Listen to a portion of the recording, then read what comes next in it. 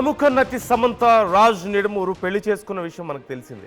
ఈ విషయంపై ఇప్పుడు సోషల్ మీడియాలో పెద్ద ఎత్తున చర్చ నడుస్తోంది.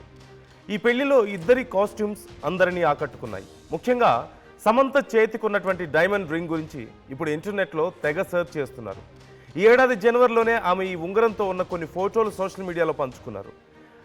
అయితే ఇప్పుడు వీరి వివాహంలో ఆ రింగ్ హైలైట్గా మారింది.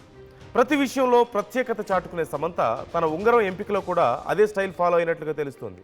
వీరి కాస్ట్యూమ్స్ గురించి అధికారికంగా ఈ జంట చెప్పకపోయినప్పటికీ ఒక జ్యువెలరీ వ్యాపారి సమంత రింగ్ గురించి వివరించారు. మొఘల్ కాలంలో ఆ తరహా ఉంగరాలను ఎక్కువగా ఉపయోగించేవారని, వాటికి చాలా ప్రాధాన్యత ఉండేదంటూ ఆయన పేర్కొన్నారు. ఇది పోర్ట్రైట్ కట్ డైమండ్ అంటూ ఆయన తెలియజేస్తున్నారు. దీన్ని పోర్ట్రైట్ కట్ డైమండ్ రింగ్ అంటారంటూ తెలుస్తోంది. పోర్ట్రైట్ కట్ను బలం, తేజస్సు, స్వచ్ఛమైన స్వభావానికి చిహ్నంగా భావిస్తుంటారట. మొదటిసారి మొఘల్ కాలంలో దీన్ని తయారు చేశారు. వజ్రాన్ని ప్రత్యేక విధానంలో కట్ చేసి పలుచని గాజు పలకలా తయారు చేస్తారు. ఈ రకమైన ఉంగరాలను అరుదుగా తయారు చేస్తూ ఉంటారు. తాజ్మహల్ను నిర్మించిన మొఘల్ చక్రవర్తి షాజహాన్ భార్య ముంతాజ్కు ఈ రకమైన ఉంగరం అంటే చాలా ఇష్టం అంటూ చరిత్రకారులు పేర్కొంటున్నారు.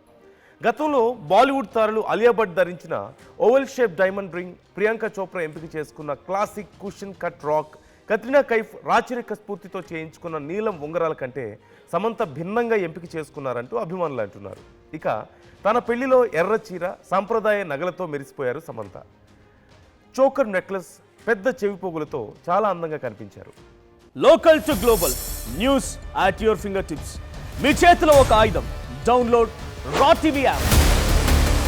Media legend Ravi Prakash is back.